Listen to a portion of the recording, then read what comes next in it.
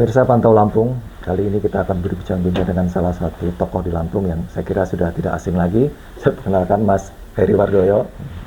Selamat pagi, Mas Is. Assalamualaikum. Jadi kalau saya ingat Mas Heri ini, kalau membaca biodatanya, alangkah banyak berkecimpung di pers ya, kemudian mengajar di berbagai universitas. Nah, sebetulnya hobinya apa sebetulnya Mas Heri ini? Rencananya kok banyak betul dari pers, bahkan jadi wakil bupati kan terakhir setelah jadi itu. Nah, tujuannya sebetulnya yang diarah betul sebetulnya apa itu? Saya Mas Iskak ini kan kunjungan sebagai sahabat ya, sahabat yang udah puluhan tahun. Jadi memang saya dari dulu itu nggak punya ilmu spesifik karena kebiasaan saya yang saling silang gitu, semua hal tak senengin. Jadi nggak saya itu seorang lebih ke generalis. Jadi saya suka mengamati, saya suka mendalami sesuatu hal walaupun itu cuma permukaan, tapi banyak bidang, banyak hal. Saya kok dari sekolahnya kan lulusan hukum, tapi buku-buku politik saya lebih banyak, buku-buku sains saya 2 tahun terakhir ini bisa sampai puluhan buku. Terus saya senang juga persoalan-persoalan yang berbau pendidikan. Saya suka mengamati para tokoh melalui biografinya segala macam. Jadi saya memang orang yang tidak punya kemampuan spesifik tapi menyenangi banyak hal. Saya lebih senang passion saya itu ada di banyak hal yang jauh sebetulnya dari akar ini disiplin gitu, Iya, disiplin karena ilmu. kalau saya aja yang sudah bergaul lama dengan Mas Heri dulu kan, ngelihat, ya sering ngobrol, begitu ngelihat biodata, ternyata banyak yang saya nggak tahu gitu kan. Malah Karena dulu kan zaman kita masih satu kantor, saya kan sebetulnya itu nggak bisa diam di satu kantor, jadi saya harus cari-cari kegiatan di luar. Nggak bisa diam saya orangnya, nggak bisa berada di satu tempat lebih dari 2 jam gitu misalnya. jadi kalau di Nggak betah ruangan saya. mungkin Iya. diam di ruangan itu mungkin salah satunya ya membuat buku, membaca itulah ya paling. Iya, Tetap iya. betah di dalam ruangan itu ya. Nggak betah saya ruangan. Makanya nggak ada yang saya dalami. Tapi saya celamitan di banyak bidang. Iya. Karena basicnya wartawan ya. Saya lihat kalau biasanya kan beberapa temen itu satu lembaga lah ya, Iya, di iya. Lampung Pos atau ya sudah di Lampung Pos saja. Ini saya lihat Mas Heri ini berapa tempat ini? Antv, Metro TV, terus Iya. Tempo ya, Iya. Tempo segala macam. Lampung Awal tahun Pos, 2000-an pernah diajak sebagai peneliti di Metro TV kan, zamannya Pak Saiful Mujani yang researcher itu. Kalau di koran-koran itu emang kita yang ditawari atau gimana itu? Ditawari. Iya, sebagian ya. besar yang saya ditawarin sih. Lebih ditawarin. Karena dulu saya sekolahnya kan pasca sarjana jurnalistik. Jadi zaman itu kan masih jarang orang yang mendalami jurnalistik, tapi dari keilmuannya. Jadi waktu itu saya cenderung relatif lebih mudah lah masuk di majalah Tempo. Kemudian ketika Tempo membeli Forum Keadilan, saya ikut di Forum Keadilan sama Pak Karni Ilyas. Sudah itu saya ke Antv, masih baru buka zaman dulu. Itu Bu Sumita Tobing, dia legend sih di TVRI. Saya ikut di situ, masih awal-awal karir saya di dunia jurnalistik. Jadi sudah itu ya saya udah kemana-mana. Kemudian ketika ibu saya almarhum mengatakan kamu harus pulang gitu, kamu harus kawin gitu ya, saya pulang dan saya menikah tidak lama dari situ. Dan setelah itu kok saya jadi malas lagi balik ke Jakarta gitu. Kemudian di tahun berapa ya masuk ke partai politik ya kalau nggak salah? Saya pernah di Demokrat sampai jabatan wakil ketua juga pernah. Kemudian saya sekarang di Golkar. Memang tertarik atau memang karena diajak? Ya ikut partai itu biasanya kan memang jarang orang baca platform ya, lebih kepada siapa grupi kita gitu loh. Pertemanan ya. Pertemanan. Kita Karena kan kita namanya di partai itu kan kita menuangkan ide itu bisa diterima atau tidaknya, banyak yang diserap atau tidaknya kalau kita dengan kawan-kawan yang sudah banyak komunikasi, sudah intens satu ide gitu-gitu sih. Tapi enjoy nggak di partai itu? Enjoy. Tapi karena partai itu kan dia jadi saluran, jadi kanal untuk meletakkan apa yang kita pengen cita-citakan. Dari Demokrat terus ke Golkar. Apa pertimbangan? waktu itu. Karena waktu itu saya melihat Atau lagi-lagi karena kelompok pertemanan perkumpulan? iya, cenderungnya lebih karena Tempat pertemanan berkumpulnya itu siapa gitu ya? dengan pertemanan yang beragam itu, kemudian ada satu titik kok banyak kesamaan ininya gitu. Dalam penuangan visinya lebih bisa diterima gitu. Emang kalau waktu kecil dulu, kalau biasa kan ditanya anak kecil, cita-citanya apa dulu? Saya Pernah punya cita-cita? dari kecil cita-cita saya cuma mau jadi wartawan dari dulu tuh, nggak tahu Memang kenapa. wartawan ya? Iya. Kirain Jadi ya. dari zaman sekolah, zaman kuliah, buku-buku itu habis saya coret-coretin, saya Karena edit kalau gitu. saya ngelihat daftar orang itu biasanya ya, yang cita-cita jadi wartawan itu jarang kan. Rata-rata ya dokter, insinyur gitu terus. Kalau wartawan jarang kayaknya. Iya, makanya saya aneh dulu, saya dulu kan suka membaca Mukhtar Lubis gitu. Tapi berarti tercapai cita-citanya ya? Sudah pernah jadi Tercapai, wartawan. tercapai ya. Jadi nggak bisa lepas tuh dari jiwa dimanapun saya berada. Kalau hobi selain yang berkaitan dengan apa olahraga alam atau ada juga? Kalau itu udah nggak kuat lagi. Enggak dulu? Sebelum Kalau dulu iyalah, kan kita kan nggak punya yang spesifik ya. Jadi kawan yang suka naik gunung kita naik gunung, kawan yang suka susur sungai kita susur sungai, gitu. Kawan yang suka traveling kita ikut, gitu. Punya uang berapa, kalau bantingan. traveling cukup dari YouTube sekarang ya. Ya sekarang semua serba mudah ya. Bahkan sekarang itu dunia sudah sangat revolusioner.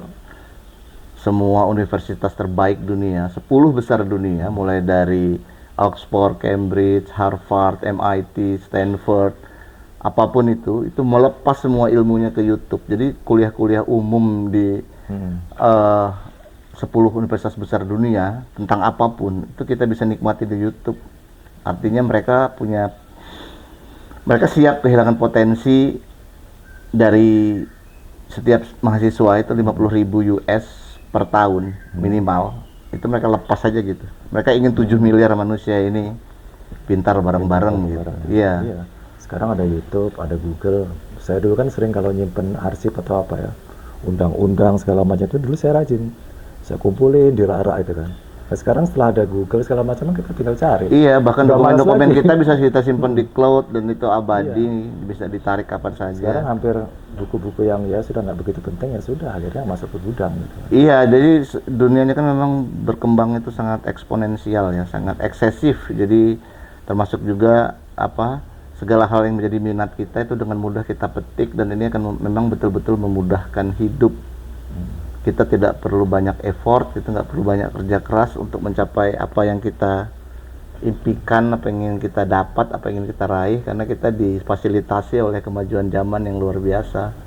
Dengan era informasi yang melimpah ini kan tinggal bagaimana pilihan kita untuk mencari sumber-sumber informasi yang kredibel, yang bermanfaat, yang bisa kita petik gitu. Kalau dalam istilah berita itu kan news for use. Jadi kalau kita baca sesuatu itu bukan hanya menambah bobot pengetahuan, tapi juga bisa level yang lebih tinggi lagi, yang lebih filosofis, yaitu namanya bukan hanya menjadi tool of analysis. Jadi bukan hanya bisa membuat kita lebih mengetahui bagaimana menganalisa sesuatu dengan kekayaan sumber yang kita miliki, tapi juga bisa menjadi refleksi, self reflection.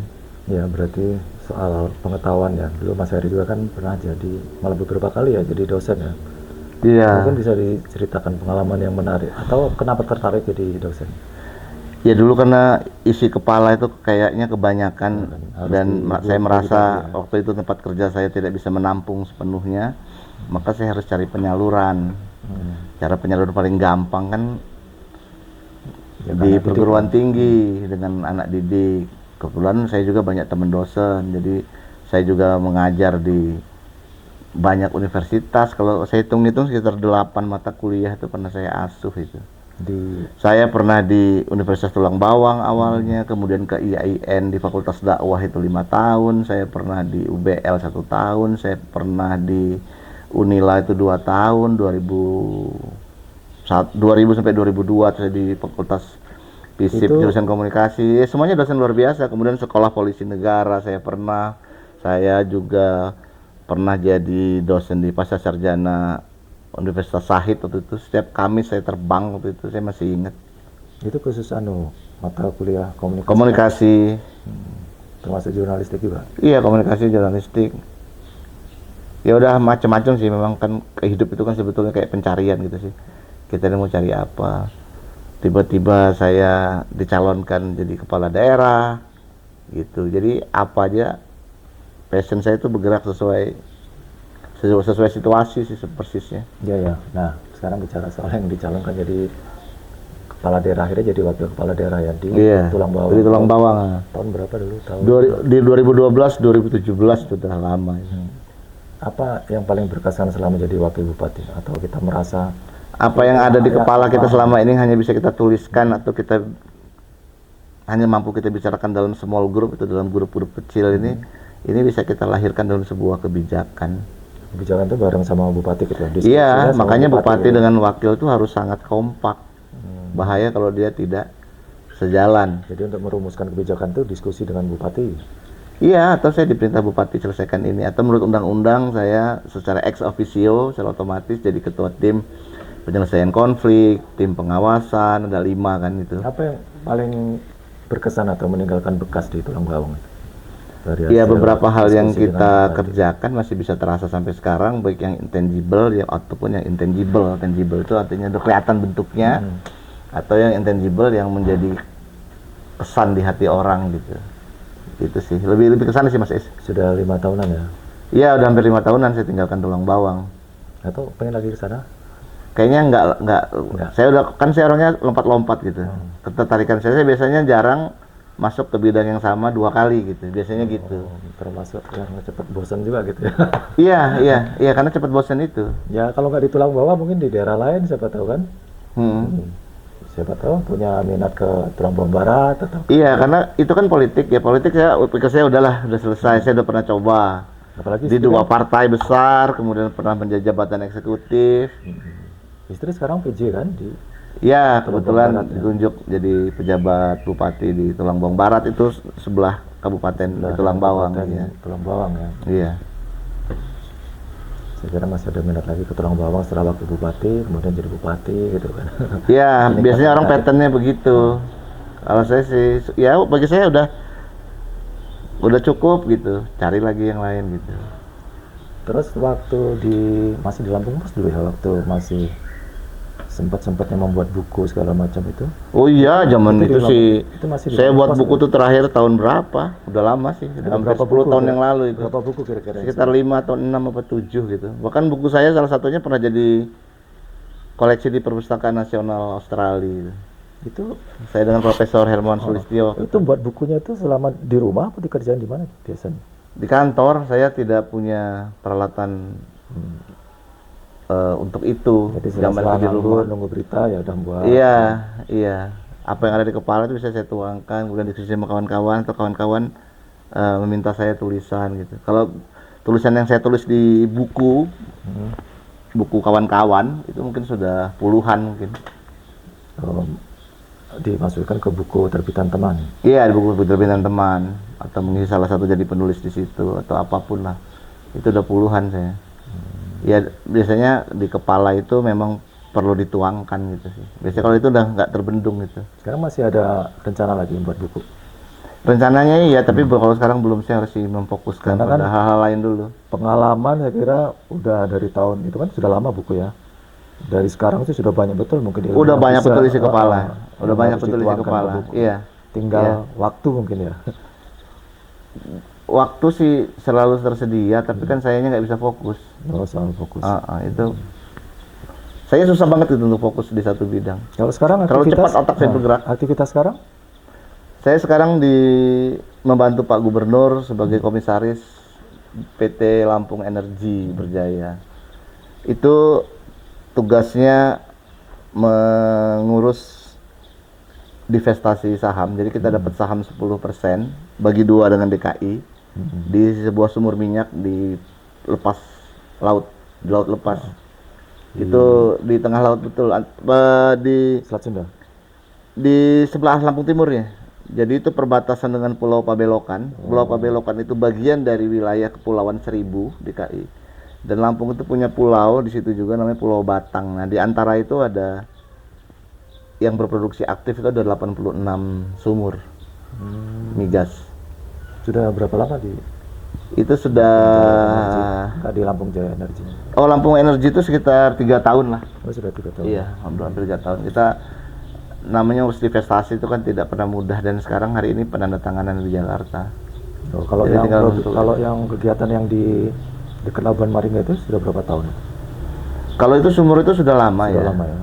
Tahun 2018 dia pindah dari Sinopec, perusahaan China, kembali ke Pertamina melalui anak usaha Pertamina namanya Pertamina Hulu Energi.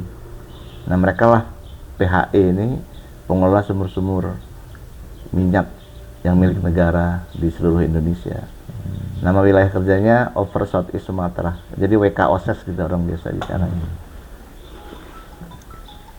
Itu nanti pendapatannya dipakai untuk kepentingan daerah. Atau setelah sekian banyak berkecimpung dalam berbagai bidang ya, dari pers, mengajar, buat buku, pernah jadi wakil bupati di partai, masih ada lagi nggak cita-cita kayaknya yang masih belum tercapai gitu? Iya, banyak sebetulnya, karena memang kan minat itu selalu nggak bisa Bisa berubah-ubah ya? Iya, berubah-berubah terus ya, nggak bisa jadi the moving target itu, nggak bisa ditargetnya bergerak terus itu. Mana yang ketemu itu jadi ngalir, Cari peluang. di mana, iya, Dapat peluang. Gitu. dapat peluang. Saya kira cukup sekian berbincang kita dengan Mas Heri Wardoyo. Terima kasih Mas Iskak. Semoga ada manfaatnya bagi kita semua. Amin. Terima kasih Mas. Salam buat kawan-kawan.